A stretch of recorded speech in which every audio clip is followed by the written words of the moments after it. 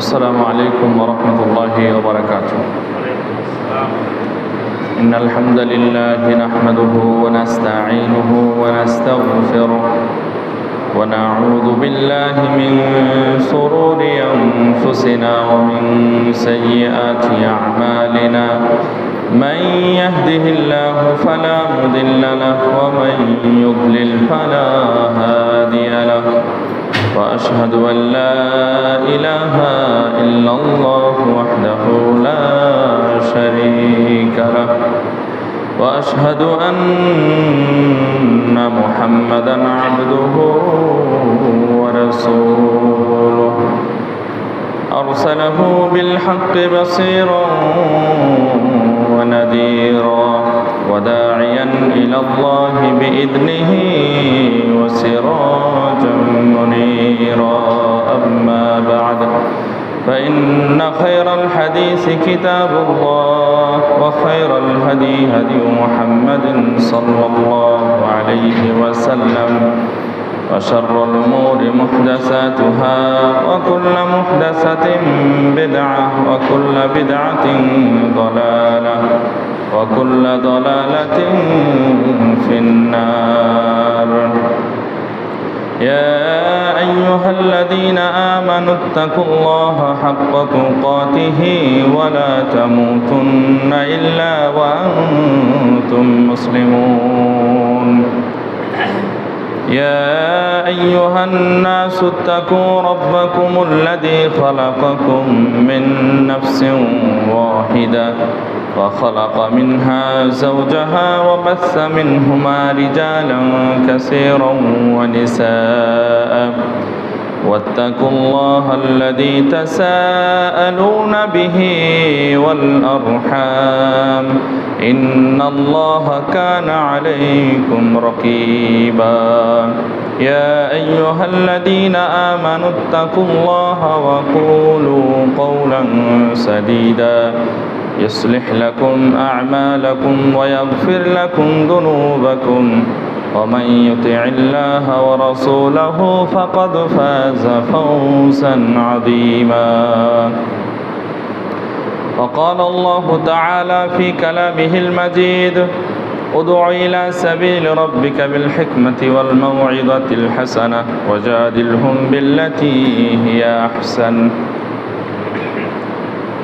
আলহামদুলিল্লাহ, প্রশংসা জ্ঞাপন করছি সেই মহান প্রতিপালকের, যার অশেষ মেহেরবানিতে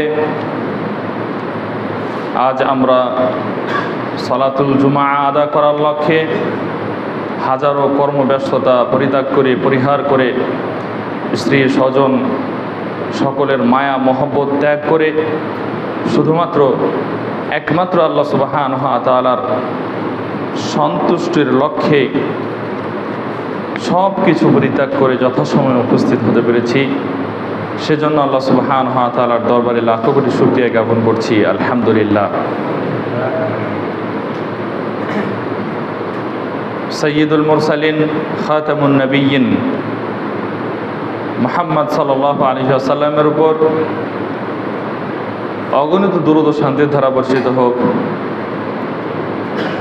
যার দেখানো পথ ও পদ্ধতি অনুকরণ করতে পারলে জান্নাত সুনিশ্চিত, সেই রাসূলের প্রতি দুরূদ ও শান্তির ধারা বর্ষিত হোক। আল্লাহুম্মা সাল্লি আলাইহি আল্লাহুম্মা বারিক আলাইহি। সাহাবায়ে আজমাইন, তাবেঈনে ইযম, মুহাদ্দিসিনে কেরাম, কুল মুমিন মুমিনাত ভাই ও বোনদের রূহের মাগফিরাত কামনা করছি।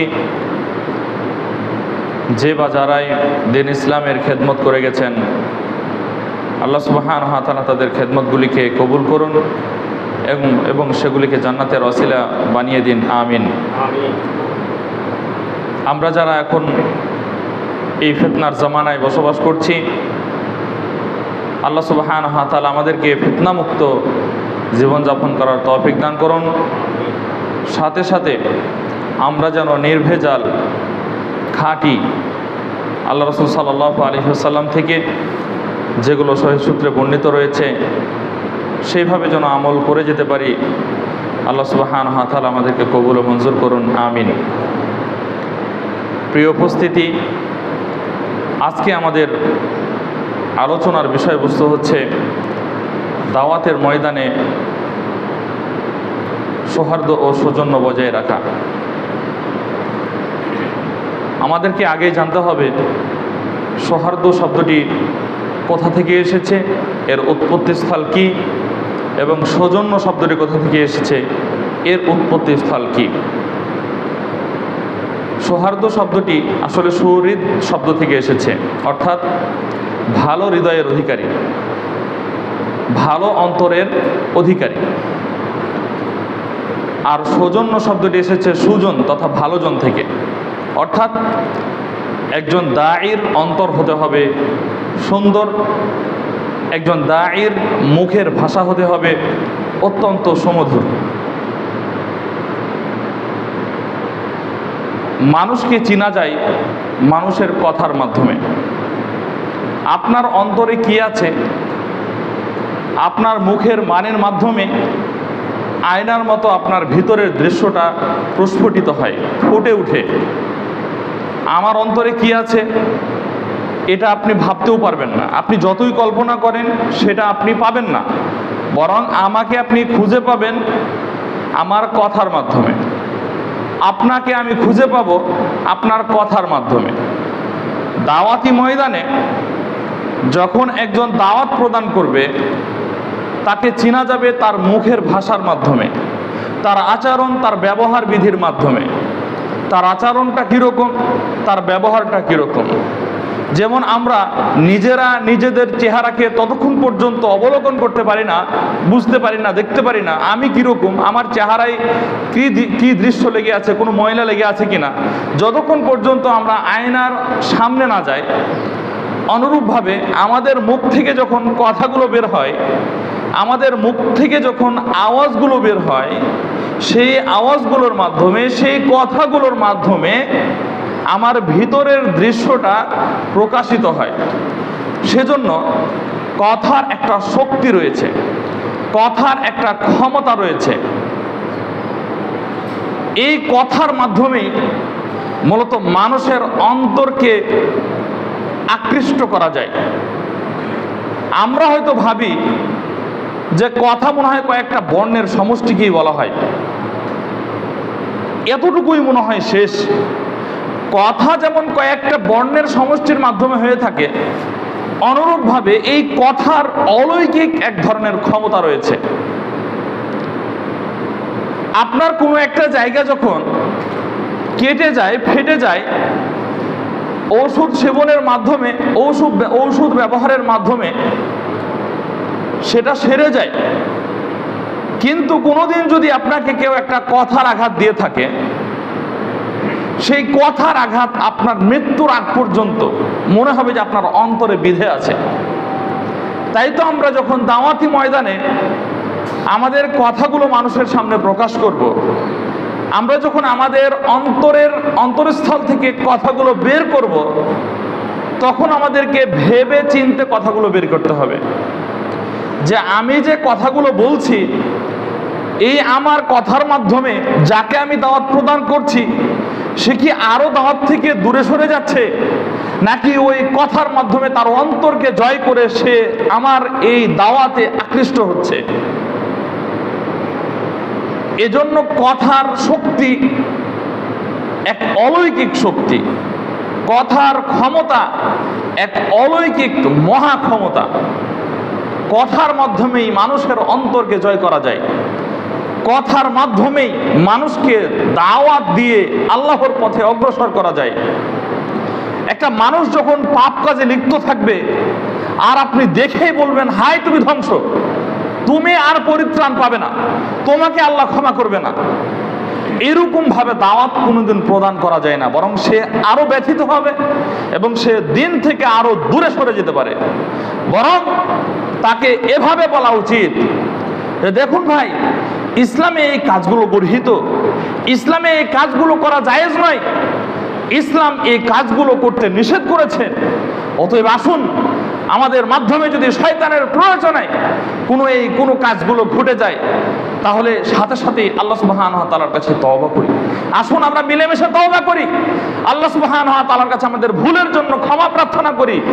আল্লাহ সুবহানাহু ওয়া তাআলা অসীম দয়ালু, আল্লাহ সুবহানাহু ওয়া তাআলা অসীম মেহেরবান, তিনি ক্ষমাশীলকে ভালোবাসেন, তিনি ক্ষমা করাকে পছন্দ করেন। অতএব আসুন আমরা আল্লাহ তাআলার কাছে আমাদের ভুলের জন্য ক্ষমা চাই। দেখবেন তার অন্তরটা বিগলিত হবে। সে আজকে না আসলেও তার পরের দিন হয়তো তার অনুশোচনা আসবে, একদিন না একদিন সে আল্লাহ সুবহানাহু ওয়া তাআলার পথে ফিরে আসবে। আর আপনি যখন বলবেন ওই সকল লোকদের মতো, যে সকল লোকের ঘটনা ঘটেছিল বনী ইসরায়েলের যুগে, একজন ব্যক্তি 99 জন লোককে হত্যা করেছিল, তারপরে তার অন্তরে এসেছিল অনুশোচনা, সে চাচ্ছিল আল্লাহ সুবহানাহু ওয়া তাআলার কাছে আমি ক্ষমা চাই, আল্লাহ সুবহানাহু ওয়া তাআলা আমাকে ক্ষমা করুন, আমি ভুল করেছি, আমি পাপ করেছি, আমি মহা অন্যায় করেছি, আমি এতগুলো মানুষকে হত্যা করে ফেলেছি, আমার উচিত আল্লাহ সুবহানাহু ওয়া তাআলার কাছে এগিয়ে যাওয়া। সে এগিয়েও এসেছিল। একজন আলেমকে যখন জিজ্ঞাসা করলো যে আমি এতজন মানুষকে হত্যা করেছি, আমার কি ক্ষমা পাওয়ার কোনো উপায় আছে? তখন ওই আলেম ভেবে চিনতে ছাড়াই সে বলেছিল, হাই, আপনি এতজন ব্যক্তিকে হত্যা করেছেন, তাও আবার আল্লাহ তাআলা আপনাকে ক্ষমা করবেন? একজন মানুষকে হত্যা করার সমতুল্যই তো পৃথিবীর সকল মানুষকে হত্যা করা, আর আপনি 99 জন লোককে হত্যা করেছেন, আল্লাহ আপনাকে ক্ষমা করে দিবে? আল্লাহ আপনাকে ছেড়ে দিবে? তখন ওই ব্যক্তি রাগে ক্ষোভে তাকেও হত্যা করেছিল, 100 পুরা করেছিল। এটা ঘটনা সকলের জানা রয়েছে। অথচ আল্লাহ সুবহানাহু ওয়া তাআলার ফেরেশতারা তাকে নিয়ে কাড়াকাড়ি করছিল, জাহান্নামের ফেরেশতারাও কাড়াকাড়ি করছিল, জান্নাতে নিয়ে যাওয়ার ফেরেশতারাও কাড়াকাড়ি করছিল। সবাই চাচ্ছিল যে আমরা আমাদের দলের দিকে নিয়ে যাব। পরে আল্লাহ সুবহানাহু ওয়া তাআলা তার অন্তরের বিষয়টাকে লক্ষ্য করে জান্নাতীদের ফেরেশতাদের দূরত্বটাকে একটু কমিয়ে দিয়েছিলেন, মানে তাদের দিকে অগ্রসর বেশি করে ফেলেছিলেন, ফলে তারা জান্নাতে তাকে নিয়ে গিয়েছিল। সুবহানাল্লাহ, চিন্তা করে দেখেছেন 99 জন লোককে হত্যা করার মাধ্যমে ওই ব্যক্তি যদি ক্ষমা প্রার্থনা পেয়ে যায়, জান্নাত পেয়ে যায়, শুধুমাত্র তার একনিষ্ঠতার কারণে, শুধুমাত্র আল্লাহ সুবহানাহু ওয়া তাআলার প্রতি তার ভয় ভীতি অর্জন হওয়ার কারণে, তাহলে আপনি আমি যদি কোনো ভুল ত্রুটি করেই বসি, আর যদি আল্লাহ সুবহানাহু ওয়া তাআলার কাছে খালেস দিলে তওবা করতে পারি এবং তওবা চাইতে পারি, তবে আল্লাহ সুবহানাহু ওয়া তাআলা সদা প্রস্তুত রয়েছে আমাদেরকে ক্ষমা করার জন্য। অতএব দাওয়াতি ময়দানে যখন কারো ভিতরে কোনো পাপ কর্ম করতে দেখবেন, তাকে এভাবে বলা সরাসরি যাবে না যে তুমি ধ্বংস হয়ে গিয়েছো, তুমি জাহান্নামে চলে গিয়েছো। হ্যাঁ, আপনি বলতে পারেন যেভাবে আমি বললাম যে এই কর্মগুলো ইসলাম নিষিদ্ধ করেছে, এই কর্মগুলো ইসলাম হারাম করেছে, এগুলো বারণ করেছে, অতএব এগুলো থেকে ফিরে আসা আমাদের জন্য জরুরি। এভাবে তাকে আল্লাহর পথে নিয়ে আসুন। তাকে এমন কথা বলিয়েন না যে কথার মাধ্যমে সে আরো দিন থেকে ছিটকে যায়, আরো সে দিন থেকে সরে যায়।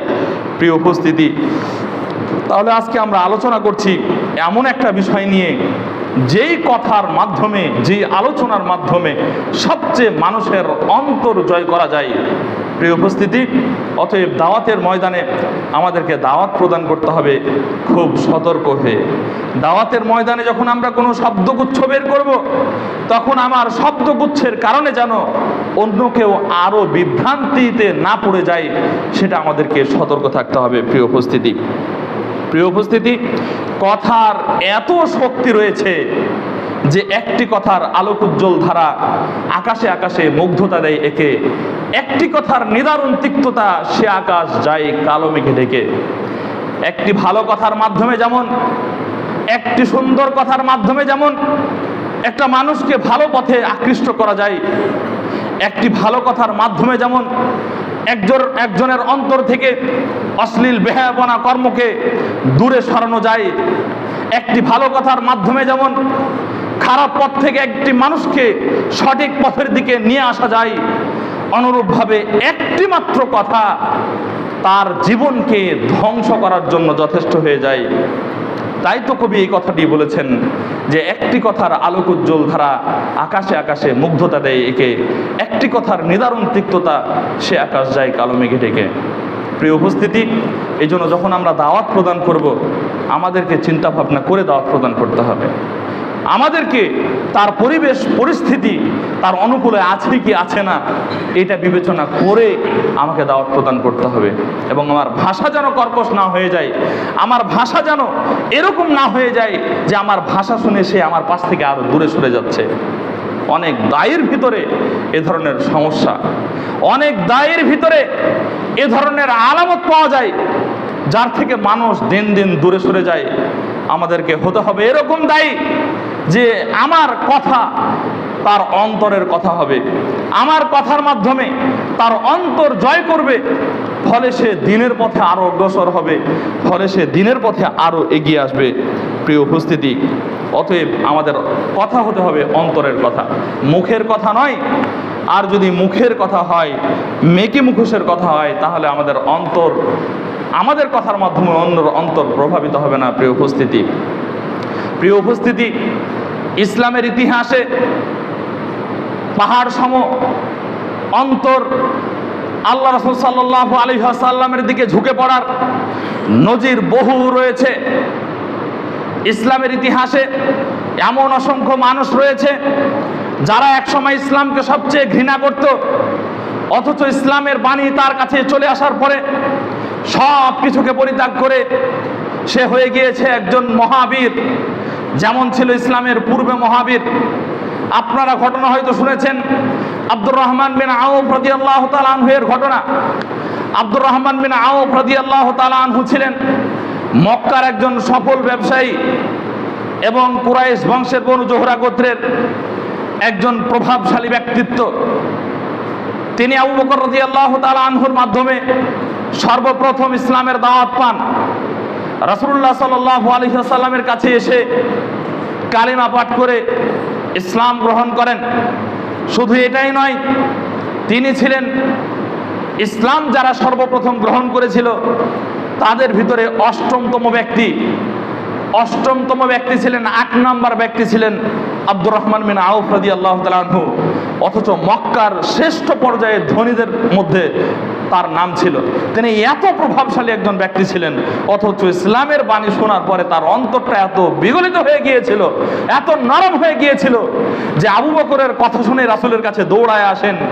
রাসূলের মুখ থেকে কিছু কথা শুনেই তিনি সাথে সাথে ইসলাম গ্রহণ করে ফেলেন। রাসূলের কথা কত মায়াবী ছিল, রাসূলের কথা কত নরম এবং হৃদয়স্পর্শী ছিল, যে কথার মাধ্যমে তার অন্তর গলে গিয়ে সাথে সাথে ইসলাম গ্রহণ করেছিল। শুনেছেন আবু বকর, শুনেছেন ওমর রাদিয়াল্লাহু তাআলা আনহু এর ঘটনা। ওমর রাদিয়াল্লাহু তাআলা আনহু যখন শুনতে পেলেন যে মুহাম্মদ তার দ্বীন প্রচার করছে, তখন ক্ষিপ্ত হয়ে তলোয়ার নিয়ে এগিয়ে আসলেন মুহাম্মদকে হত্যা করার জন্য। প্রতিমধ্যেই শুনতে পেলেন তার বোন ফাতিমা এবং তার স্বামী জায়েদ, তারা দুজন ইসলাম গ্রহণ করেছে। ওই সাহাবী বলছেন যে যাও, আগে তোমার পরিবার দিয়ে শুরু করো। যখন আসলেন দেখলেন যে জায়েদ বিন সাবিত তিনি কোরআন তেলাওয়াত করছেন, কোরআন পড়াচ্ছেন। যখন আসলেন, আসার পরে ওমর রাদিয়াল্লাহু তাআলা আনহু সেই কোরআন শুনে বিমোহিত হয়ে তিনিও ইসলাম গ্রহণ করলেন। সুবহানাল্লাহ! চিন্তা করে দেখেছেন ইসলামের বাণী কেমন হবে, আর যার কারণে সে ইসলাম সাথে সাথে গ্রহণ করবে। এমনি কি আল্লাহ সুবহানাহু ওয়া তাআলা এই কথা বলেছেন, ইযা জাআ রাসূলুল্লাহি ওয়াল ফাতহ ওয়া রাআইতান নাস আরাআইতাল্লাযী ইয়াদখুলুন নাস ফি দীনিল্লাহি আফওয়াজা, যে আপনি কি দেখেননি যে মানুষেরা দলে দলে ইসলামে দীক্ষিপ্ত হচ্ছে, দলে দলে ইসলামে প্রবেশ করছে।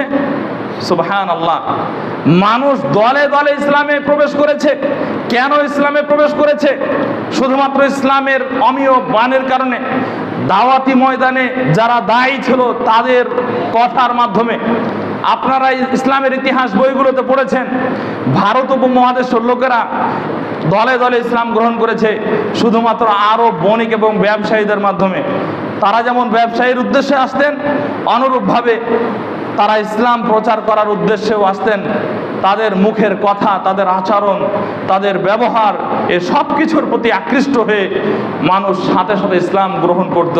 প্রিয় উপস্থিতি, অতএব আমাদের চিন্তা করতে হবে যে মক্কার কাফেররা পর্যন্ত ইসলামের সুশীতল ছায়ায় তারা আশ্রিত হয়েছিল। এত ধনাঢ্য পরিবারের লোক, তাদের রাজত্ব, তাদের ক্ষমতা সব কিছুকে বিলীন করে তারা ইসলামের ভিতরে দীক্ষিপ্ত হয়েছিল ইসলামের অমীয় বাণী শুনে। আপনি কি দেখেন নাই, আপনি কি শোনেন নাই? আল্লাহ রাসূল সাল্লাল্লাহু আলাইহি ওয়াসাল্লামকে আল্লাহ সুবহানাহু ওয়া তাআলা বলেছিলেন, ফাবিমা রাহমাতিম মিনাল্লাহি লিনতা লাহুম, যদি আল্লাহ সুবহানাহু ওয়া তাআলার দয়া রহমত আপনার প্রতি না করা হতো, যদি আল্লাহ সুবহানাহু ওয়া তাআলার দয়া আপনার প্রতি না করা হতো, আর এই দয়ার বদলাতে আপনার ব্যবহারটাকে কোমল না করা হতো, ওয়ালাউ কুনতা ফাদ্দান গালিদাল কলবি লানফাদ্দু মিন হাওলিক, আর আপনার মুখের ভাষা যদি কর্কশ হতো, আপনার আচরণ আপনার ব্যবহার যদি রূঢ় হতো, আপনার আচরণ আপনার ব্যবহার যদি খুব কড়া হতো, কঠিন হয়ে যেত, লানফাদ্দু মিন হাওলিক, তারা আপনার পাশ থেকে দূরে সরে যেত। তথা আল্লাহ রাসূল সাল্লাল্লাহু আলাইহি ওয়াসাল্লামকে স্বয়ং আল্লাহ সুবহানাহু ওয়া তাআলা বলছেন। ভাবা যায়, চিন্তা করা যায়, আল্লাহ রাসূলকে বলছেন, আল্লাহর দয়ার মাধ্যমে যদি আপনার ব্যবহারকে নরম না করে দেওয়া হতো, কোমল না করে দেওয়া হতো, আর আপনার ব্যবহার যদি রূঢ় হতো, খুব কঠিন হতো, ভাষা যদি কর্কশ হতো, ভাষা যদি খারাপ হতো, তাহলে আপনার পাশে ওরা আসতো না। যারা ইসলাম তখন গ্রহণ করেছিল তারা আরো দূরে সরে যেত। তাহলে একজন দায়ের ভাষা হতে হবে কেমন? যদি আল্লাহ সুবহানাহু ওয়া তাআলাকে স্বয়ং আল্লাহ সুবহানাহু ওয়া তাআলা না, রাসূলকে যদি স্বয়ং আল্লাহ সুবহানাহু ওয়া তাআলা কথা বলে থাকেন, তাহলে আমরা তার তুলনায় কি? রাসূলকে যদি আল্লাহ এই কথা বলে থাকেন, তাহলে সাধারণ একজন দায়ীকে আল্লাহ সুবহানাহু ওয়া তাআলার কথা কেমন হতে পারে চিন্তাই করা যায় না। প্রিয় উপস্থিতি, শুধু এটাই নয়, বরং দায়ীর কি বৈশিষ্ট্য হবে এ কথাটি আল্লাহ সুবহানাহু ওয়া তাআলা এই আয়াতে বলেছেন, ফাআফু আনহুম, আপনি তাদেরকে ক্ষমা করুন, ওয়াস্তাগফির লাহুম, আপনি তাদের জন্য ক্ষমা প্রার্থনা করুন, ওয়াশাবিরহুম ফিল আমর, এবং যে কোনো বিষয়ে তাদের সাথে পরামর্শ গ্রহণ করুন। ফাইদা আযামতা ফাতাওয়াক্কাল আলাল্লাহ, যখন কোনো বিষয়ে দৃঢ়তা আসবে তখন আল্লাহ সুবহানাহু ওয়া তাআলার উপরে ভরসা করুন। ইন্নাল্লাহা ইউহিব্বুল মুতাওয়াক্কিলিন, নিশ্চয় আল্লাহ সুবহানাহু ওয়া তাআলা আল্লাহর উপর ভরসাকারীদেরকে পছন্দ করেন, ভালোবাসেন। এখানে দায়ের তিনটা গুণের কথা বলা হয়েছে। এক নাম্বার গুণ বলা হয়েছে, দাওয়াতি কর্ম চালাতে গিয়ে, দাওয়াত প্রদান করতে গিয়ে রাসূল সাল্লাল্লাহু আলাইহি ওয়াসাল্লাম যেমন কষ্ট পেয়েছেন, অনুরূপভাবে আপনি আমিও কষ্ট পেতে পারি।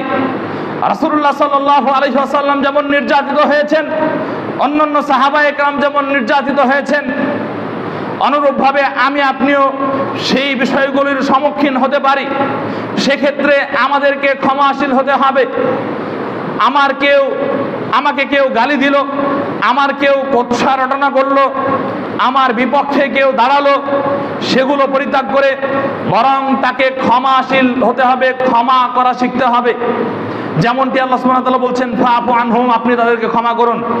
নিশ্চয় শুনেছেন আল্লাহ রাসূল সাল্লাল্লাহু আলাইহি ওয়াসাল্লামের বিবি খাদিজা রাদিয়াল্লাহু তাআলা আনহা যখন মারা গেলেন, তার প্রিয় চাচা আবু তালিব, যিনি ছোটকাল থেকে তাকে আগলে রেখেছিলেন, নিজের সন্তানের মতো করে যাকে মানুষ করেছিলেন, সেই পিতৃতব্য চাচা যখন মারা গেলেন, তারা দুজনেই যখন মারা গেলেন, আল্লাহ রাসূল সাল্লাল্লাহু আলাইহি ওয়াসাল্লাম অনেকটা অসহায়ত্ব মনে করলেন। আশ্রয়ের উদ্দেশ্যে, দিন প্রচারের উদ্দেশ্যে তায়েফ চলে গেলেন। তায়েফে যখন চলে গেলেন, তায়েফবাসীরা আল্লাহ রাসূল সাল্লাল্লাহু আলাইহি ওয়াসাল্লামের ইসলাম তো গ্রহণ করলো না, তার দাওয়াত তো পরিত্যাগ করলো। ওই অঞ্চলের বখাটে ছেলেদেরকে সারিবদ্ধভাবে দাঁড় করিয়ে দিল। আল্লাহ রাসূল সাল্লাল্লাহু আলাইহি ওয়াসাল্লাম তার পালক পুত্র যায়েদ বিন হারেসাকে নিয়ে যখন ফিরে আসছিলেন, তখন তারা পাথর গুচ্ছ দিয়ে, পাথর দ্বারা তাকে প্রস্তরাঘাত করতেছিল। আল্লাহ রাসূল সাল্লাল্লাহু আলাইহি ওয়াসাল্লামের শরীর মোবারক দিয়ে রক্ত প্রবাহিত হচ্ছিল। রক্তগুলো ঝরে ঝরে পায়ের তলা পর্যন্ত, জুতোয় গিয়ে পা আটকে গিয়েছিল।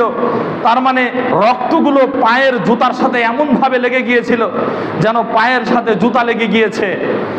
যায়েদ বিন হারেসা রাদিয়াল্লাহু তাআলা আনহু আল্লাহ রাসূল সাল্লাল্লাহু আলাইহি ওয়াসাল্লামকে বাঁচানোর জন্য আপ্রাণ চেষ্টা করছিলেন প্রস্তরঘাত থেকে রাসূলকে বাঁচানোর। সেই চেষ্টা করতে করতে তিনিও মাথায় আঘাতপ্রাপ্ত হন, এমনকি তার মাথা পর্যন্ত ফেটে যায়। অসময়ে ফেরেশতা জিবরিল আলাইহিস সালাতু ওয়াস সালাম চলে আসেন এবং পাহাড় পরিচালনাকারী ফেরেশতাও চলে আসেন। আসার পরে আল্লাহ রাসূল সাল্লাল্লাহু আলাইহি ওয়াসাল্লাম যখন একটি পাশের খেজুর বাগানে আশ্রয় গ্রহণ করেন, তখন তারা দুজন ফেরেশতা এসে আল্লাহ রাসূল সাল্লাল্লাহু আলাইহি ওয়াসাল্লামকে বলছেন, হে আল্লাহর রাসূল, আপনি আমাদেরকে অনুমতি দিন। আল্লাহ সুবহানাহু ওয়া তাআলা, আপনি যে নির্যাতিত হয়েছেন, আপনার কওমেরা যে আপনাকে কষ্ট দিয়েছে, এটা স্বয়ং আপনার প্রভু দেখেছেন। আপনি অনুমতি দিন। আমরা পাহাড় ছিল না, এই তায়েববাসী ছিল দুই পাহাড়ের একটি মধ্যবর্তী স্থানে। দুই পাহাড়কে এমন ভাবে চেপে দিই, দুই পাহাড়কে এমন ভাবে একত্রিত করে দিই, যার মাধ্যমে এখানকার সকল মানুষ পিষে যায়, সকল মানুষ যেন সাথে সাথে পাহাড়ের সাথে মিশে যায়। আমাদেরকে শুধু একটি অনুমতি দিন। আল্লাহ রাসূল সাল্লাল্লাহু আলাইহি ওয়াসাল্লাম কি কথা বলেছিলেন দাওয়াত প্রদান করতে গিয়ে? আল্লাহ রাসূল সাল্লাল্লাহু আলাইহি ওয়াসাল্লাম বলেছিলেন, তোমরা যদি আমার উম্মতকে মেরে ফেলে দাও, তাহলে আমি আমার এই দাওয়াত কাদের কাছে পৌঁছাবো? আমি আমার এই দাওয়াত কাকে প্রদান করব? আমি কাকে আমার দাওয়াত দিয়ে আল্লাহর পথে নিয়ে আসব?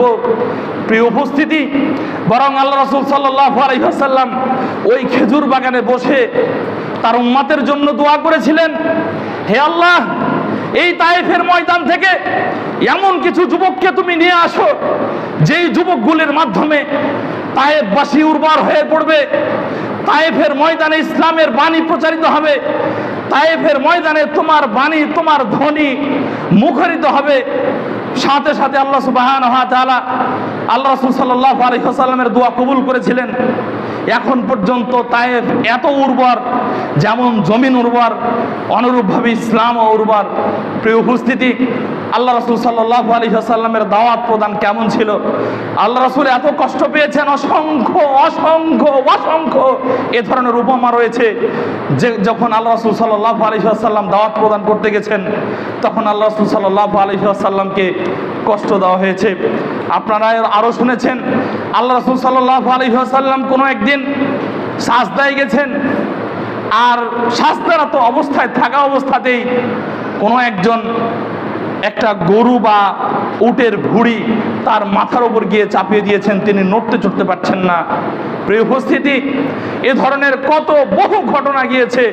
আল্লাহ রাসূল সাল্লাল্লাহু আলাইহি ওয়াসাল্লামের উপর দিয়ে আল্লাহ রাসূল সাল্লাল্লাহু আলাইহি ওয়াসাল্লাম বিচলিত হননি, বরং তাদের জন্য ক্ষমা প্রার্থনা করেছেন। যেমনটি আল্লাহ সুবহানাহু ওয়া তাআলা বলছেন, ফাআফু আনহুম, আপনি তাদেরকে ক্ষমা করে দিন। হয়তোবা আপনাকে তারা কষ্ট দিয়েছে, আপনি হয়তোবা ব্যথিত হয়েছেন। অনুরূপভাবে আমরাও যখন দাওয়াতি ময়দানে দাওয়াতি কাজ করতে যাব, বিভিন্নভাবে আমরা কষ্টে জর্জরিত হতে পারি। সেই কষ্টকে উপেক্ষা করে দাওয়াতি কাজ চলমান রাখতে হবে এবং ক্ষমাশীল হতে হবে। তাকে দেখলে রাগ না করে বরং তার জন্য হেদায়েতের দোয়া করতে থাকতে হবে। অনুরূপভাবে তার জন্য ক্ষমা প্রার্থনা করতে হবে, তার পরিবারের জন্য ক্ষমা প্রার্থনা করতে হবে, তার পরিবারের জন্য হেদায়েতের দোয়া করতে হবে। যেমনটি আল্লাহ সুবহানাহু ওয়া তাআলা বলছেন, আস্তাগফির লাহুম, আপনি তাদের জন্য ক্ষমা প্রার্থনা করুন। শুধু এটাই নয়, যদি তারা ইসলামে দীক্ষিত হয়, তাহলে তাদের কাছ থেকে আপনি পরামর্শ গ্রহণ করুন। ওয়াশাবিরহুম ফিল আমর, আপনি তাদের সাথে পরামর্শ গ্রহণ করুন। এই পরামর্শটাই কাজে আসবে। যেমনটি আল্লাহ রাসূল সাল্লাল্লাহু আলাইহি ওয়াসাল্লাম সাহাবীদেরকে নিয়ে পরামর্শ করছিলেন খন্দকের যুদ্ধের দিন। এই খন্দকের পরীক্ষা খননের ম্যাপ তৈরি করে দিয়েছিল সালমান ফারিসি রাদিয়াল্লাহু তাআলা আনহু।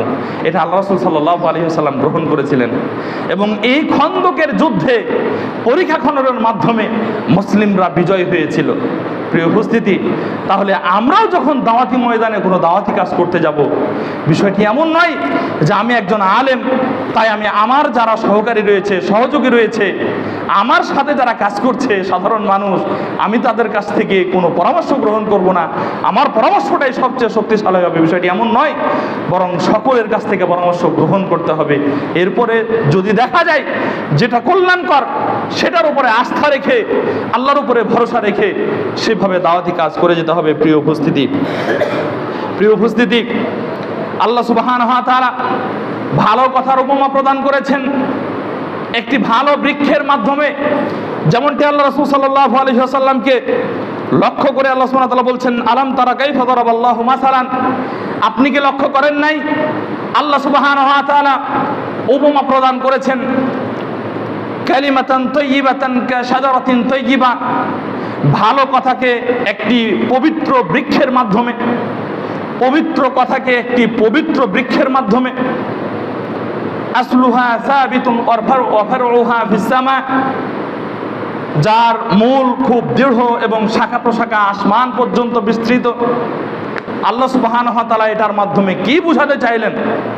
তিনি বুঝাতে চাইলেন একটা গাছ, বড় গাছ যেমন তার শিকড়কে মাটির ভিতরে ঢুকিয়ে দেয়, ফলে ঝড়ো হাওয়া তুফান আসলেও সেই গাছটাকে উপড়ে ফেলতে পারে না, সেই গাছটাকে নষ্ট করতে পারে না।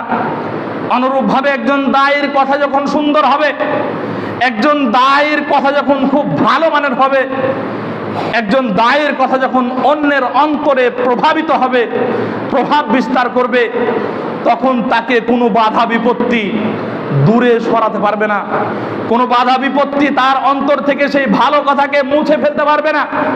ফলে সে দাওয়াতি ময়দানে আরো অটল থাকবে। যেমনটি একটি বৃক্ষ খুব বড় মরুভূমির প্রান্তে রয়েছে, আর সেখানে মানুষ গিয়ে তার ছায়ায় আশ্রয় নিচ্ছে, সে উপকার গ্রহণ করছে, সেখান থেকে ফল হচ্ছে, পশু পাখি সহ মানুষ সবাই ফল খাচ্ছে, মানুষ পশু পাখি সবকিছুই যেন সেখান থেকে উপকার পাচ্ছে। প্রিয় উপস্থিতি, অনুরূপভাবে এই একজন ভালো কথা, একটি ভালো কথা, একজন দায়ীর একটি ভালো কথা মানুষের অন্তরে যখন বিদ্ধ হয়ে যায়, মানুষের অন্তরে যখন ঢুকে যায়, মানুষের অন্তরে যখন গেড়ে বসে যায়, তখন তার অন্তর থেকে যে কোনো মুসিবত, যে কোনো বিপদ আপদ, যে কোনো পরীক্ষা আসলে তিনি সহজেই সেই সঠিক পথ থেকে সরে দাঁড়ান না। আল্লাহ রাসূল সাল্লাল্লাহু আলাইহি ওয়াসাল্লাম সেই মরুভূমির নড়ে চড়ে নড়বড়ে জীর্ণ শীর্ণ ক্যাকটাস বা দুর্বল লতাপাতার উদাহরণ দেননি, বরং তিনি এখানে উদাহরণ দিয়েছেন একটি শক্তিশালী বৃক্ষের সাথে, একটি শক্তিশালী বৃক্ষের সাথে একটি ভালো কথাকে তিনি উপমা প্রদান করেছেন। প্রিয় উপস্থিতি, অতএব আমরা যখন ভালো কথা বলবো, তখন আমার অন্তরটা, তখন আমি যাকে লক্ষ্য করে বলছি তার অন্তরটা প্রভাবিত হবে, তার অন্তরটা বিগলিত হবে, ফলে সে ইসলামের দিকে ধাবিত হবে। প্রিয় উপস্থিতি, অতএব আমরা জীবনে যতগুলো পদক্ষেপ গ্রহণ করব, যতগুলো কথা বলবো, সব কিছুতেই আমাদের চিন্তা ভাবনা করে, আমাদের ভেবে কথাগুলো বলতে হবে। তাই তো কবি বলেছেন, ভাবিয়া করিও কাজ করিয়া ভাবিও না, ভাবিয়া করিও কাজ করিয়া ভাবিও না। একজন মুসলিমের, একজন দায়ীর একটা বৈশিষ্ট্য হচ্ছে একটা কথা বলার আগেই সে ভাববে, আর একজন মুনাফিকের বৈশিষ্ট্য হচ্ছে আগে বলে ফেলবে, তারপরে যা হোক হোক। কিন্তু একজন দায়ীর, একজন মুসলিমের আবশ্যক হচ্ছে আমি যে একটা কথা বলছি, সেই কথাটার প্রভাব কি হতে পারে, আমি যে একটা কাজ করছি সেই কাজের বিস্তৃতি কেমন হতে পারে, তার ফিডব্যাক কেমন আসতে পারে, এ সকল কিছু চিন্তা ভাবনা করে সে কথা বলবে। প্রিয় উপস্থিতি, অতএব চিন্তা ভাবনা করতে হবে। আমরা যে কথাগুলো বলছি, এই কথাগুলো বলার সাথে সাথেই যে মহাশূন্যে হারিয়ে যাচ্ছে, বিষয়টি এমন নয়। আমরা হয়তো ভাবছি আমি যে কথাগুলো বললাম সেই কথাগুলো মনে হয় হারিয়ে গেল, এই কথার মনে হয় আর অস্তিত্ব থাকলো না। বিষয়টি এমন নয়, বরং আল্লাহ সুবহানাহু ওয়া তাআলা কত কঠিন এবং হুঁশিয়ার করে দিচ্ছেন, মা ইয়ালফিযু মিন কাউলিন ইল্লা লাদাইহি রাকীবুন আতীদ। মানুষের মুখ থেকে যে কথাই বের হয় না কেন, সব কথাগুলোকেই একজন অতন্দ্র প্রহরী প্রস্তুত রয়েছে সেগুলোকে সংরক্ষণ করার জন্য। প্রিয় উপস্থিতি, অতএব আমরা যখন কথা বলবো, চিন্তা ভাবনা করে কথা বলবো। আমাদের কথা যেন যা ইচ্ছা তাই না হয়ে যায়, এই কথার কারণেই যেন আমরা পাপিষ্ঠ না হয়ে যাই, এই কথার কারণেই যেন আমরা কিয়ামতের মাঠে আফসোস না করি। প্রিয় উপস্থিতি, অতএব হাসরের ময়দানে যখন পাপীরা তাদের আমলনামা দেখবে, তখন আফসোস করতে থাকবে, এই যে কথাগুলো যখন আমরা বলি, আমরা হয়তো ভাবছি ছোট্ট একটা কথা বললাম, কিন্তু এই ছোট্ট কথাগুলো ছোট ছোট থাকতে থাকতে এক সময় অনেক বৃহৎ হয়ে যায়, অনেক বড় হয়ে যায়, যার কারণে আমাদের পাপের পাল্লা ভারী হয়ে যায়। আমাদেরকে তখন পস্তাতে হতে হবে কিয়ামতের মাঠে। প্রিয় উপস্থিতি, যেমনটি আল্লাহ সুবহানাহু ওয়া তাআলা বলছেন, ওয়াউদিয়াল কিতাবু ফাতারাল মুজরিমিনা মুশফিকিন, যখন পাপীদেরকে তার হাতে আমলনামা রাখা হবে, আমলনামা দেওয়া হবে, আর ওই পাপীরা ভীত সন্ত্রস্ত হবে, মিম্মা ফিহি, তার মধ্যে কি আছে এটা ভেবে, ওয়ায়াকুলুনা ইয়া ওয়াইলাতানা মা লিহাযাল কিতাব, এরপরে যখন তারা খুলে দেখবে, খুলে দেখার পরে যে কর্মগুলো করেছিল সেগুলো তো ভুলে গিয়েছে, ছোট কর্ম করেছিল সেগুলোকে কর্মই মনে করে নাই, পাপই মনে করে নাই, হয়তো মনে করেছিল বড়গুলোই মনে হয় পাপ, ছোটগুলো মনে হয় পাপ নয়।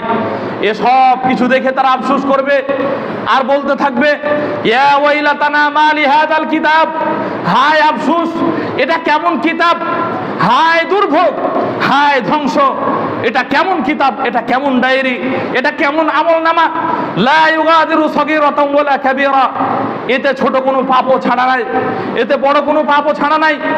যেই কর্মগুলো কর্ম মনে করি নাই, যেই পাপগুলোকে পাপ মনে করি নাই, সেগুলোকেও এখানে লিপিবদ্ধ করা রয়েছে। প্রিয় উপস্থিতি, তারা আফসোস করতে থাকবে কিয়ামতের মাঠে। অতএব আমরা যে কথাই বলবো না কেন, সকল কথাই যেন আমরা চিন্তা করি, এই পৃথিবীর সিসি ক্যামেরার সামনে থাকলে, এই পৃথিবীর সিসি ক্যামেরার আওতাধীন থাকলে আমরা কত ভদ্র এবং নম্র থাকি। এই বুঝি আমার চাকরি চলে গেল সিসি ক্যামেরার ফুটেজ দেখে, এই বুঝি আমাকে পাকড়াও করা হলো সিসি ক্যামেরার ফুটেজ দেখে, কত আমরা আতঙ্কে থাকি। অথচ আল্লাহ সুবহানাহু ওয়া তাআলা ঘোষণা দিয়ে দিয়েছেন আতীদের কথা, প্রহরীর কথা, সদা প্রস্তুত প্রহরীর কথা, যে কিনা আসমান থেকে আল্লাহ সুবহানাহু ওয়া তাআলা দেখতে পাচ্ছেন, সাথে সাথে আমাদের গর্দানে ফেরেশতা মণ্ডলীকে রেখে দিয়েছেন, সদা প্রস্তুত রয়েছেন আমরা যা কিছু করছি, যা কিছু বলছি সব কিছু লিপিবদ্ধ করার জন্য। আমরা হয়তো ভাবছি আমি মনে হয় একাকী এই কাজটি করে বসলাম, আমাকে মনে হয় কেউ দেখলো না, আমি শুধু জানলাম। এটাও যেমন ঠিক আছে, অনুরূপভাবে ওই ফেরেশতা যে আপনার কথা এবং কর্মগুলো সদা প্রস্তুত হয়ে লিপিবদ্ধ করছে, এটাও আপনার ভাবা উচিত। এবং এগুলো যে কিয়ামতের মাঠে আপনি দেখতে পাবেন, এগুলি ভাবা উচিত, এগুলো চিন্তা করা উচিত। প্রিয় উপস্থিতি, তাহলে আমাদের আফসোস আসবে না পরকালের মাঠে। প্রিয় উপস্থিতি, দাওয়াতের ময়দানে আমরা যখন দাওয়াত প্রদান করব, তখন আমাদেরকে চিন্তা ভাবনা করে দাওয়াত করতে হবে। আমাদেরকে মনে রাখতে হবে আমাদের কথাগুলো যেমন সুন্দর, আমি যাদের সামনে কথা বলছি তারাও কম সুন্দর নয়। আমরা অনেক সময় দাওয়াত প্রদান করতে গিয়ে যিনি দাওয়াত প্রদান করছি তিনি নিজেকে সর্বশ্রেষ্ঠ ভাবছি, কিন্তু যারা আমার দাওয়াত গ্রহণ করছে আমি তাদেরকে কোনো কিছুই মনে করছি না। প্রিয় উপস্থিতি, তাই তো কবি চমৎকারভাবে বলেছেন, ফুলগুলো যেন কথা আর পাতাগুলো যেন পঙ্কিত নীরবতা। তাই তো কবি বলেছেন, ফুলগুলো যেন কথা আর পাতাগুলো যেন পঙ্কিত নীরবতা। একটা গাছের যদি সবই ফুল হয়, ওই গাছের ফুল যেমন দেখতে খুব সুন্দর মনে হয় না, অনুরূপভাবে আপনি দাওয়াত প্রদান করছেন, আপনার দাওয়াত দিতে গিয়ে আপনার কথা খুব সুন্দর, কিন্তু আপনি যাদের সামনে কথা বলছেন তারা বসে নাই। মনে করেন আমি খুব সুন্দর অমীয় বাণী এখানে ঝেড়েই যাচ্ছি, বলেই যাচ্ছি, কিন্তু আপনারা কেউ নাই। আমার কথাগুলো, আমার দাওয়াতগুলো কি ফলপ্রসূ হবে? তাহলে আমি যেমন কথা বলছি, আমি যেমন খুবই সুন্দর, আমি যেমন খুবই উত্তম, আমি যেমন শ্রেষ্ঠ, আমার সামনে যারা বসে আছেন, আমার সামনে যারা কথাগুলো শুনছেন এবং আমল করার জন্য গ্রহণ করছেন, তারাও কম সুন্দর নয়, তারাও কম শ্রেষ্ঠ নয়। প্রিয় উপস্থিতি, এক হাদিসের ভিতরে বলা হয়েছে, আল্লাহ রাসূল সাল্লাল্লাহু আলাইহি সাল্লাম বলেছেন, আমার পরবর্তী যারা আসবে, আমাকে না দেখে যারা আমার প্রতি ঈমান আনবে, তাদের ঈমান আরো মজবুত হবে, তারা আরো বেশি শক্তিশালী হবে। সাহাবায়ে কেরাম তো সরাসরি আল্লাহ রাসূলকে দেখতে পাচ্ছেন, সরাসরি মুজিজা দেখে তারা ইসলাম গ্রহণ করছেন, তারা আমল করছেন। আর আমরা তার কথা কেবল শুনে আমরা ইসলাম গ্রহণ করেছি, আমরা আমল করে যাচ্ছি। তা আমরা তাদের চেয়েও এক পর্যায়ে শ্রেষ্ঠ, এটা আল্লাহ রাসূল ঘোষণা করেছেন। যদিও তো সাহাবায়ে কেরামের মতো কেউ হতে পারে না, কারণ সে সময়ে আল্লাহ রাসূল সাল্লাল্লাহু আলাইহি ওয়াসাল্লামের সাথে যারা ইসলাম গ্রহণ করেছেন তাদের ব্যাপারে আল্লাহ নিজেই বলেছেন রাদিয়াল্লাহু আনহুম ওয়া রাদু আনহু, তারাও যেমন আল্লাহর প্রতি সন্তুষ্ট হয়েছেন, আল্লাহও তাদের প্রতি সন্তুষ্ট হয়েছেন।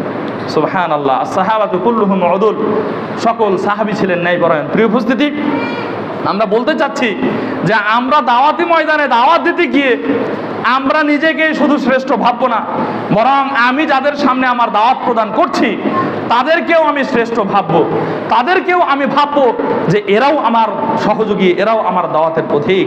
প্রিয় উপস্থিতি, এজন্য আপনি যখন দাওয়াত প্রদান করতে যাবেন সর্বপ্রথম আপনার দাওয়াতের অমীয় বাণী হবে সালাম দিয়ে।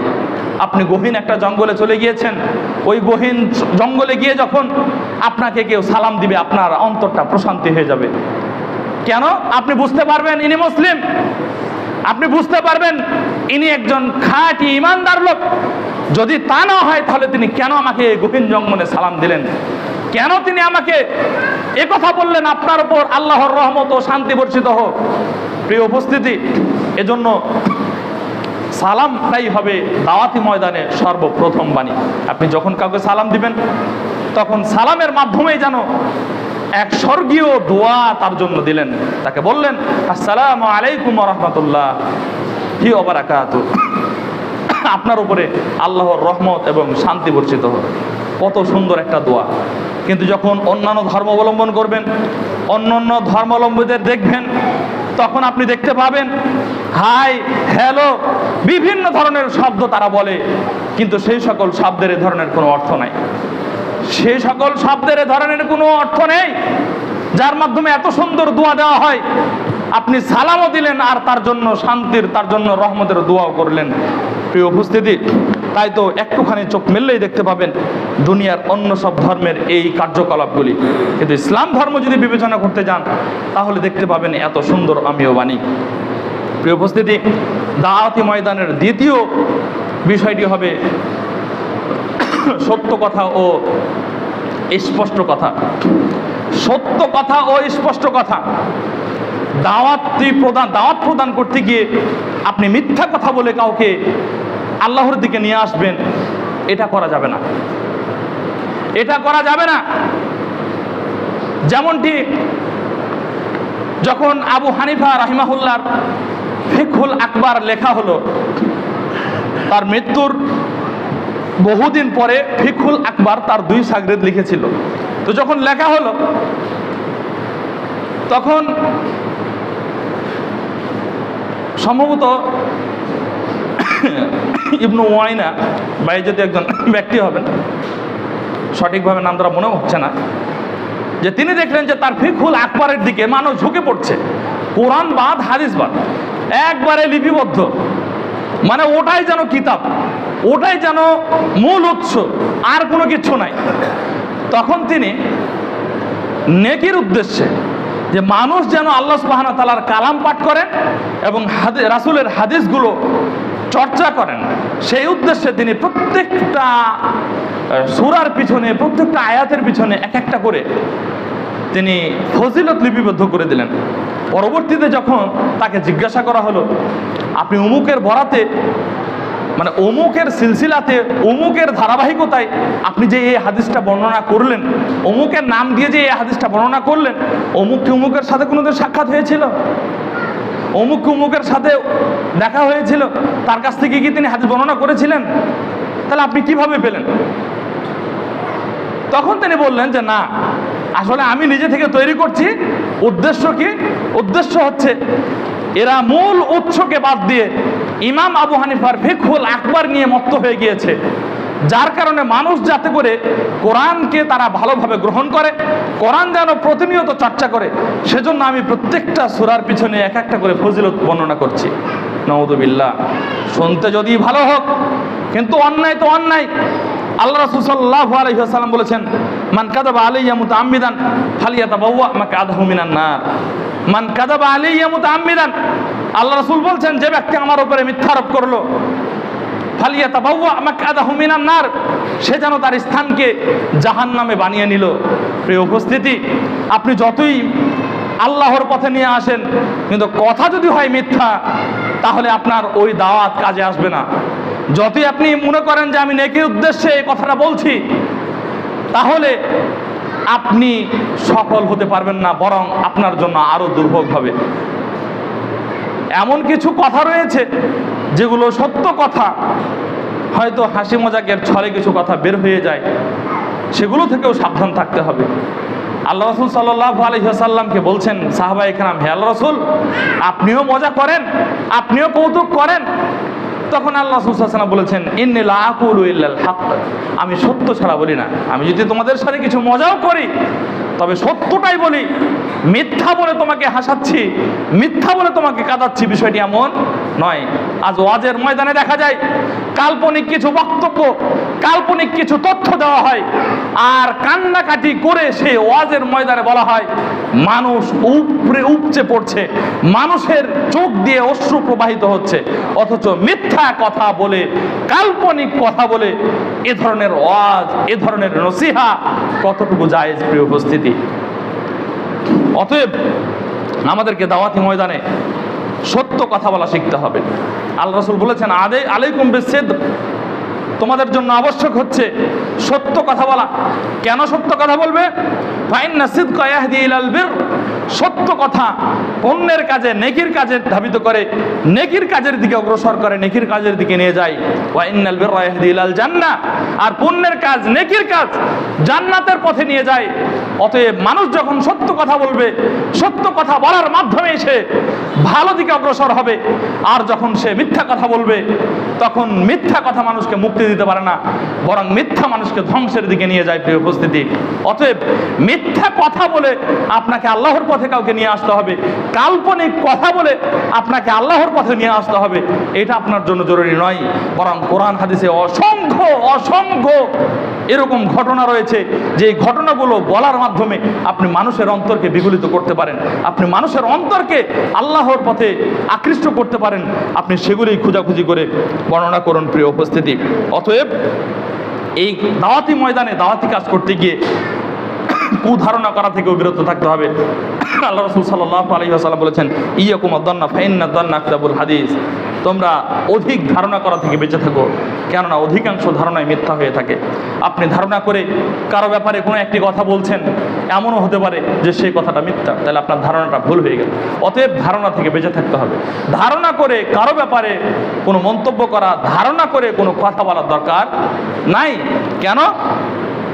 আল্লাহ সুবহানাহু ওয়া তাআলা বলেছেন, ইয়া আইয়ুহাল্লাযিনা আমানুত্তাকুল্লাহা ওয়া কুনু মা'আস সাদিকিন, ওহে যারা ঈমান এনেছো, তোমরা সত্যবাদীদের অন্তর্ভুক্ত হয়ে যাও।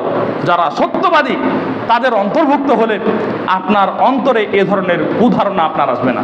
প্রিয় উপস্থিতি, যখন আপনি ঈমানদার হবেন, যখন আপনি আল্লাহ সুবহানাহু ওয়া তাআলাকে ভয় করবেন, তখন আপনার অন্তরে এ ধরনের কুধারণা বাসা বাঁধতে পারবে না, প্রিয় উপস্থিতি। তাই তো আমাদের কথাগুলো হতে হবে মধুর মতো, আমাদের কথাগুলো হবে স্পষ্ট। আল্লাহ রাসূল সাল্লাল্লাহু আলাইহি ওয়াসাল্লাম যখন গুরুত্বপূর্ণ কোনো কথা বলতেন, তখন সেগুলি যেন সাহাবায়ে কেরাম ভালোভাবে বুঝে, সেজন্য 3 বার পর্যন্ত উচ্চারণ করতেন। যেই কথাগুলো খুব গুরুত্বপূর্ণ, আল্লাহ রাসূল সাল্লাল্লাহু আলাইহি ওয়াসাল্লাম একাধিকবার উচ্চারণ করতেন। তাই তো দাওয়াত দিতে গিয়ে আমাদেরকে সব সময় সত্য কথাই বলতে হবে। যেমনটি আল্লাহ রাসূল সাল্লাল্লাহু আলাইহি ওয়াসাল্লাম বলেছেন, কুলিল হক ওয়ালাউ কানা মুররান, তোমরা সত্যই বলো যদিও তা তিতা হয়। যদিও তা তিতা হয়, সত্য কথা বলাই শিখতে হবে। এমনটা নয় যে আপনি মিথ্যা কথা বলে আপনি আল্লাহর পথে কাউকে আহ্বান করবেন। প্রিয় উপস্থিতি, মানুষকে এভাবে কথা বলতে হবে যাতে করে তার অন্তরে সেই কথাগুলো প্রভাব বিস্তার করে। আল্লাহ সুবহানাহু ওয়া তাআলা বলছেন, ওয়াইদহুম আকুল্লাহুম ফি আনফুসিহিম কাওলাম বালিগা, আপনি তাদেরকে নসিহত করুন, তাদের কথা বলুন অন্তর থেকে। প্রিয় উপস্থিতি, অতএব যখন মানুষকে আমরা উপদেশ প্রদান করব, মানুষকে যখন আমরা ওয়াজ নসিহা করব, তখন সেই কথাগুলো এমনভাবে বলতে হবে যাতে করে তার অন্তরে দাগ কাটে, যাতে করে তার অন্তরে প্রভাব বিস্তার করে, আর সে আল্লাহ সুবহানাহু ওয়া তাআলার পথে এগিয়ে আসে। এইভাবে কথাগুলো আমাদেরকে বলতে হবে। প্রিয় উপস্থিতি, সকল কাজে, সকল ক্ষেত্রে, সেটা সামাজিক হোক, দাওয়াতি ময়দানে হোক, বা ব্যক্তি চলাফেরা যে কোনো কাজেই হোক না কেন, সকল ক্ষেত্রে আমাদেরকে ন্যায়পরায়ণতা, শালীনতা, স্পষ্ট কথা বলা শিখতে হবে। প্রিয় উপস্থিতি, সূরা বাকারার 235 নম্বর আয়াতেও বলেছেন আল্লাহ সুবহানাহু ওয়া তাআলা, কাওলাম মা'রুফা, তোমরা সত্য কথা বলো। প্রিয় উপস্থিতি, এখন দাওয়াতি ময়দানে দাওয়াত করতে গিয়ে কতগুলো বিষয় থেকেও সতর্ক থাকতে হবে। তার ভিতরে একটি হচ্ছে ফতুয়াবাজি। আমি ফতুয়া না দিতে পারলে আমাকে আপনি মনে করবেন যে এমন হয় ছোট মৌলবি, আমি মনে হয় কিছুই জানি না, তাই আমি আমার ইচ্ছা মতো মন গড়া একটা ফতুয়া আপনি জিজ্ঞাসা করলেন, আমি দিয়ে দিলাম। দাওয়াতি ময়দানে একজন দায়ীর জন্য এর চেয়ে ধিক্কারজনক, এর চেয়ে খারাপ, নিকৃষ্ট কোনো কাজ আর হতে পারে না। একজন দাওয়াতি ময়দানে দাওয়াত প্রদান করবে আর তার সকল কর্মই জানা থাকবে, সকল ফতোয়াই জানা থাকবে, বিষয়টি এমন নয়। আল্লাহ রাসূল সাল্লাল্লাহু আলাইহি ওয়াসাল্লামের যুগে পর্যন্ত সকল সাহাবায়ে কেরাম ফতোয়া প্রদান করতেন না, বরং মুসলিমে কিছু সাহাবী ছিল, আব্দুল্লাহ ইবনে আব্বাস, আব্দুল্লাহ ইবনে উমর, আলী, জাবের, আরো কিছু সাহাবী ছিল যারা ফতোয়া প্রদান করত। বাকিদের কাছে কেউ যখন যেত তখন তারা ইমালা করে দিত যে অমুকের কাছে যাও, এই বিষয়টা অমুককে জিজ্ঞাসা করো। স্বয়ং ওমর রাদিয়াল্লাহু তাআলা আনহু, একদিন মনে হয় আলোচনায় বলেছিলাম যে স্বয়ং ওমর রাদিয়াল্লাহু তাআলা আনহু কাব বিন মালিক রাদিয়াল্লাহু তাআলা আনহুকে জিজ্ঞাসা করছেন, হে কাব বিন মালিক, কবরের শাস্তি সম্পর্কে, মৃত্যুর শাস্তি সম্পর্কে আপনি আমাকে একটু বলুন। মৃত্যু কেমন হয় এটা আপনি আমাকে বলুন। তিনি বলেছিলেন যে মৃত্যু হচ্ছে একটা কাঁটাযুক্ত গাছের মতো। একটা কাঁটাযুক্ত গাছ যখন মানুষের অন্তরে বিদ্ধ করা হয়, ঢুকিয়ে দেওয়া হয়, আর একজন শক্তিশালী মানুষ সেই গাছটাকে টেনে হিঁচড়ে বের করে নিয়ে আসে।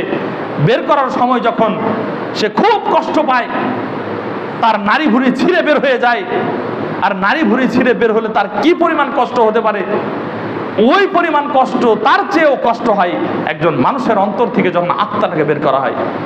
তার কাছে ফতোয়া চাচ্ছেন, উমর রাদিয়াল্লাহু তাআলা আনহু কাব রাদিয়াল্লাহু তাআলার কাছে ফতোয়া নিচ্ছেন। আপনি চিন্তা করে দেখেছেন? অথচ আমি দিন শিখেছি তাই বলে আমি দিনের মহাপণ্ডিত হয়ে গেছি, বিষয়টি এমন নয়। এখনো আরবের অনেক বড় বড় আলেম আছে যে একজন আরেকজনের দিকে ইহালা করে, একজন আরেকজনের দিকে সম্পৃক্ত করে, যে বিষয়টা অমুককে জিজ্ঞাসা করেন।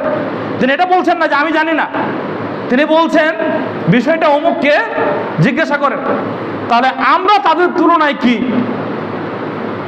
আমরা তাদের তুলনায় কি? আমার সবকিছুই জানা থাকতে হবে বিষয়টি এমন নয়, বরং আমি যতটুকু জানি আমাকে ততটুকুই উত্তর দিতে হবে, এর চেয়ে আর বেশি উত্তর দিতে হবে না।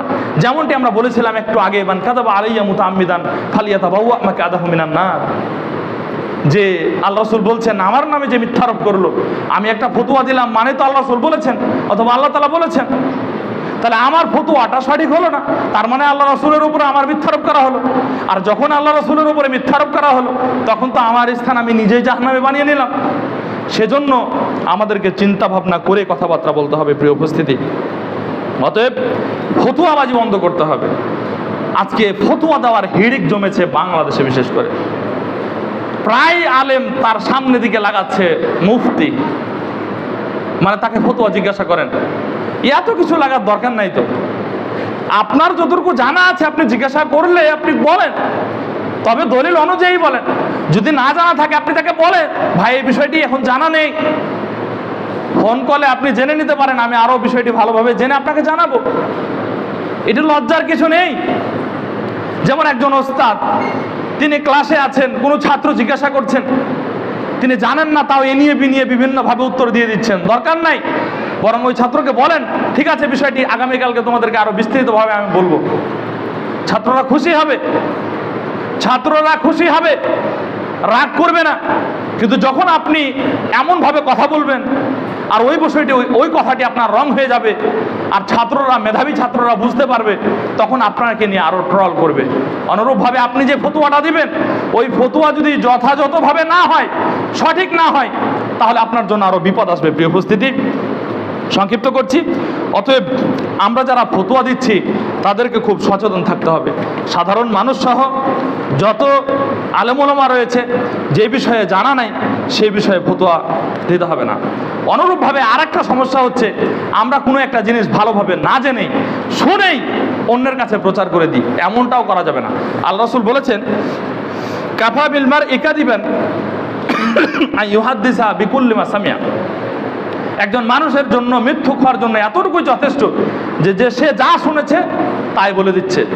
একজন মানুষ কোনো একটা বিষয় শুনেছে, শোনার পরে সে সাথে সাথেই মানুষের সামনে বলে বেড়াচ্ছে, এটা তার জন্য মিথ্যুক হওয়ার জন্যই যথেষ্ট।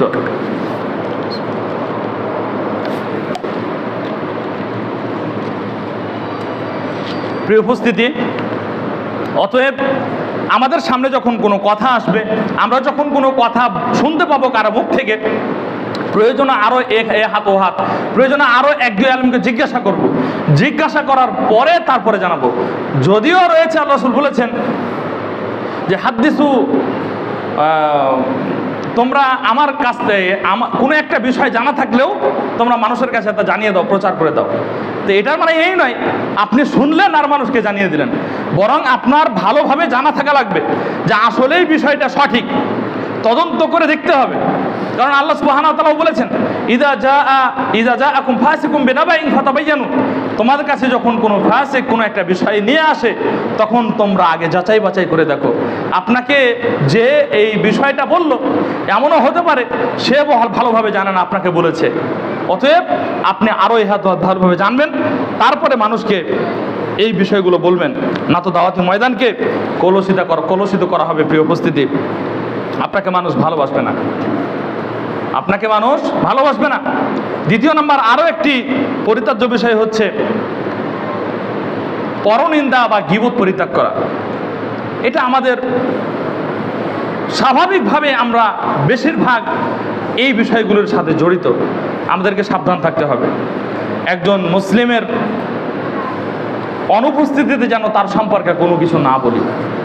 সে আছে সরাসরি তাকে বলেন, কোনো সমস্যা নেই, কিন্তু সে অনুপস্থিত আছে, তার সম্পর্কে আপনি যে কোনো কথা, যে কোনো মন্তব্য করিয়েন না, বিরত থাকবেন। আল্লাহ রাসূল বলেছেন, লাইসাল মুমিনু বিত্তুআনি ওয়াল লিআন, মুমিন অভিসম্পদকারীও নয়, আবার মুমিন পরনিন্দাকারীও নয়। কাউকে তুহমাত দিবে, কারো পরনিন্দা করবে, কাউকে লিআন করবে, লানত করবে, এমনটা করতে পারবে না। এটা মুমিনের বৈশিষ্ট্য নয়। এগুলো থেকে আমাদেরকে বেঁচে থাকতে হবে। আল্লাহ সুবহানাহু ওয়া তাআলা বলেছেন, ওয়াইলুল লিকুল্লি হুমাযাতিল লুমাযা, ধ্বংস ওই সকল ব্যক্তিদের জন্য যারা সামনে এবং পশ্চাতে নিন্দা করে। যারা সামনে এবং পশ্চাতে নিন্দা করে। একজন মানুষকে সামনে কিভাবে নিন্দা হয়? সামনে হচ্ছে মানুষকে খাটো করার জন্য, সামনাসামনি আপনি এমনভাবে বলে দিলেন লোক সমাজে যে মানুষটা একেবারেই মানে ওই জায়গাতে মনে হচ্ছে যে হারিয়ে গেল, তার জন্য মাটির তলে ঢুকে যাওয়াটাই যেন ভালো। তো ওইটাও দরকার নাই। আবার কাউকে নেই অথচ তার ব্যাপারে আপনি পরনিন্দা করছেন, গীবত করছেন, এটা করারও দরকার নাই। বরং তাকে গোপনভাবে ডাকলেন, সুন্দরভাবে এই বিষয়টিকে বুঝিয়ে দিলেন, কথা বললেন। প্রিয় উপস্থিতি, অতএব সূরা হুজুরাতে এই গীবতের ভয়াবহতা ব্যাপারে আল্লাহ সুবহানাহু ওয়া তাআলা উল্লেখ করেছেন, লা ইয়াগতাব বা'দুকুম বা'দান, তোমাদের কেউ যেন কারো গীবত না করে। আইয়ুহিব্বু আহাদুকুম আন ইয়াকুলা লাহমা আখিহি মাইতান ফাকারিহতুমুহু, তোমাদের কোনো ভাই কি পছন্দ করে তার মৃত ভাইয়ের গোশত খেতে? অবশ্যই তোমরা এটা পছন্দ করো না। আমাদের কোনো এক ভাই যখন মারা যায় তাকে যেমন আমরা সুন্দরভাবে কাফন দাফন করে মাটি চাপা দিয়ে আসি, অনুরূপভাবে আমাদের একজন ভাই যখন নেই, অনুপস্থিত রয়েছে, তখনও তার সম্মান যেন নষ্ট না হয়ে যায়, তার সম্মান যেন বিলীন না হয়ে যায়, এটাও আমাদেরকে চেষ্টা করতে হবে। সে থাকলে যেমন তার সম্মান রক্ষা করা আমাদের জন্য জরুরি, অনুরূপভাবে সে এখন আমাদের মাঝে নেই, তবুও তার সম্মানকে রক্ষা করা আমাদের জন্য জরুরি। প্রিয় উপস্থিতি, এটা হচ্ছে আমাদের ঈমানি দায়িত্ব। আরও একটি কথা হচ্ছে, দাওয়াতি ময়দানে মুখোশী কথা যেন না হয়, কথা যেন আমাদের অন্তরের হয়। আমরা কথা বলছি, ওই কথাগুলো যেন এমন না হয় যে সেটা আমাদের ওই অ্যাডভাইস, যেমন আমরা এই বিজ্ঞাপন দিই ফেসবুকে, ইউটিউবে, টিভি চ্যানেলে, পেপার পত্রিকাতে, এই যে আমরা চ্যানেল দিই, এরকম যেন আমাদের কথাগুলো না হয়ে যায়। প্রিয় উপস্থিতি, তাই তো আমরা যখন কোনো একটা বিজ্ঞাপন দিই, কোনো একটা নগ্ন নারীকে দিয়ে সিমেন্টের অ্যাড দেওয়া, কোনো একটা নগ্ন নারীকে যেমন সিমেন্টের অ্যাড দিলে আসলে সে সিমেন্ট সম্পর্কে কোনো কিছু বুঝছে না, তা আমাদের দাওয়াতি ময়দানে যেন এমন না হয় যে আমি কিছুই বুঝি না, অথচ আমার দাওয়াতি ময়দানটা এমন, আমি এমনভাবে গলা ফাটিয়ে বলে যাচ্ছি মনে হচ্ছে আমি সব কিছু জানি, অথচ আমার ভিতর ফাঁকা, আমি কিছুই জানি না। এরকমটা যেন না হয়। কথা যেন আমাদের মেকি মুখোশের মতো না হয়, বিজ্ঞাপনের মতো না হয়, বরং কথা যেন আমাদের অন্তরের ভিতর থেকে হয়। প্রিয় উপস্থিতি, অনেক সময় চলে গিয়েছে, আমরা দ্বিতীয় খুতবা দিয়ে একটা কথা বলে আজকের মতো আলোচনা শেষ করবো ইনশাআল্লাহ।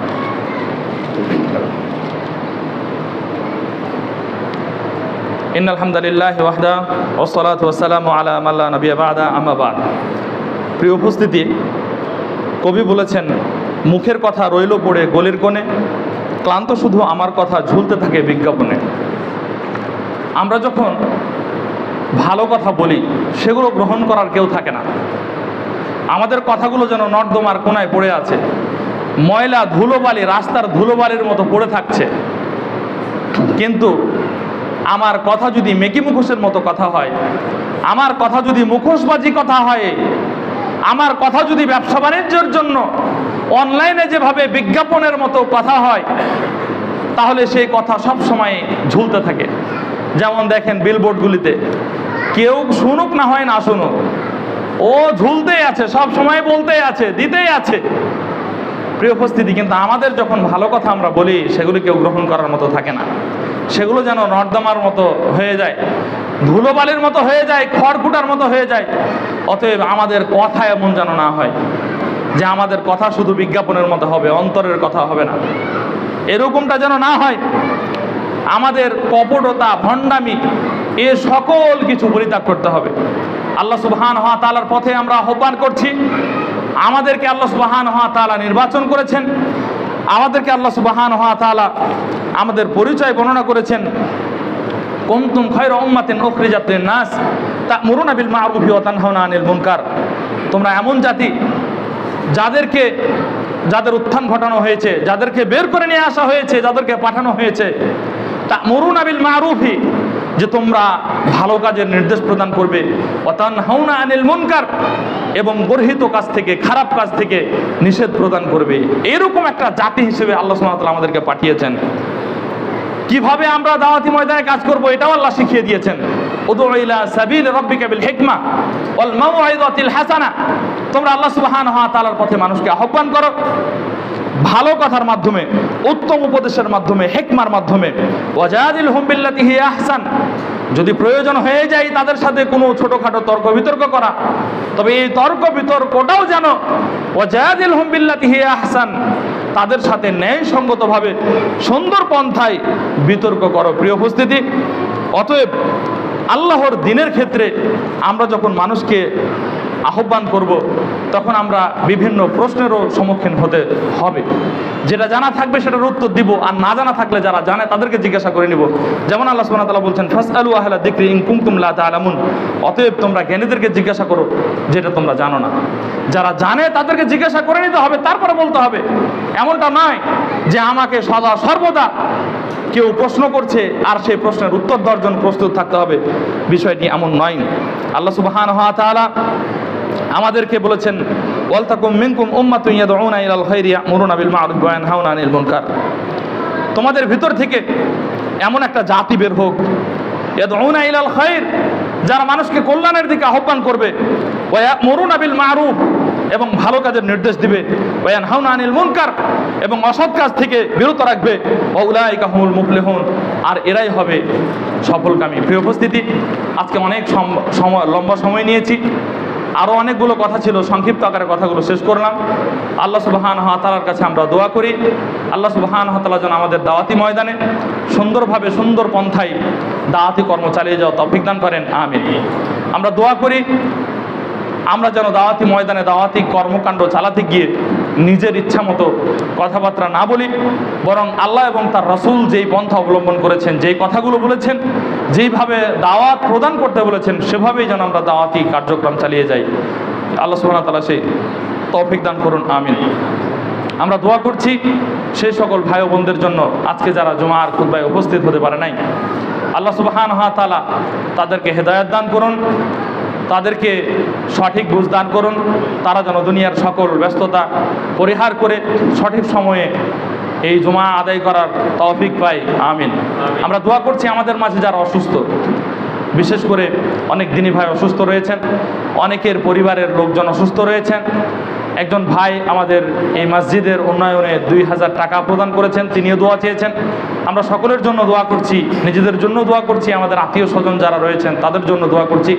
আল্লাহ সুবহানাহু ওয়া তাআলা যেন তাদের ভুল ত্রুটিকে ক্ষমা করেন এবং তাদেরকে সুস্থ করে তোলেন, তারাও যেন সঠিক সময়ে মসজিদে এসে উপস্থিত হয় এবং 5 ওয়াক্ত সালাত জামাতের সাথে আদায় করতে পারে, আমিন।